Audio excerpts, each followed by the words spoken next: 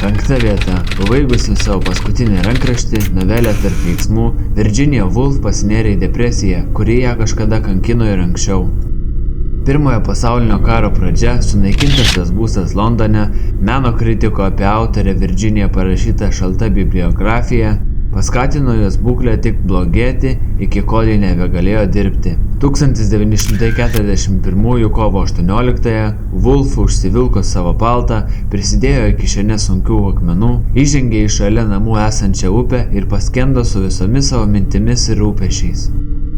Jos kūną rado tik po mėnesio. Jos vyras, autorės kremuotus palaikus užkasė po vienuolyno sode augančią guobą Rodmelyje, Sussex'e.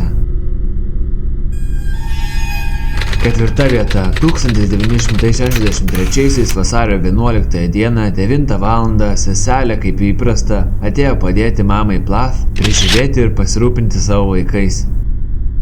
Atvykusi ji negalėjo patekti į butą, tačiau su netoliese buvusio darbininko Charles Langridge pagalba atidarė duris ir pateko į vidų. Jie rado Plath negyvą virtuvėje. Savo galvą ji buvo įkišusi į orkaitę, paleidusi dujas, nuo kurių apsinuodijusi jį ir mirė. Miegančių vaikų duris ji buvo užkišusi šlapiais rankšluosčiais, kad jie neapsinuodytų taip pat. Savižudei buvo neseniai sukakę 30 metų. Trečia vieta. Scott Nearing mirė rugpjūčio 24 dieną 1983 metais. Scottas jau buvo labai senas ir manė, kad šiame pasaulyje jis jau išbuvo savo laiką. Todėl po savo 100-ojo gimtadienio jis nustojo valgyti.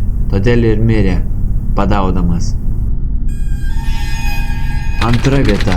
Karinio jūro laivyno jūreivis įtariamas savo įgulos draugo nužudymu, Jonathan Campos buvo rastas be gyvybės ženklų savo kajutėje vieną penktadienio popietę. Medikams nepavyko jo atgaivinti ir vėliau ligoninėje jis mirė.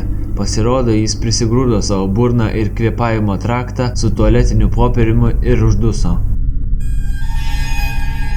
Pirma vieta. 2002-aisiais šizofrenikas menininkas Richardas Sumner išėjo iš namų ir niekada negrįžo.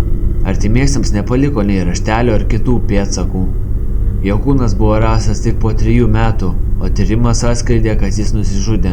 Jis nuėjo labai giliai į mišką, prisirakino save prie medžio ir išmetė raktą tolyn, taip norėdamas nusižudyti.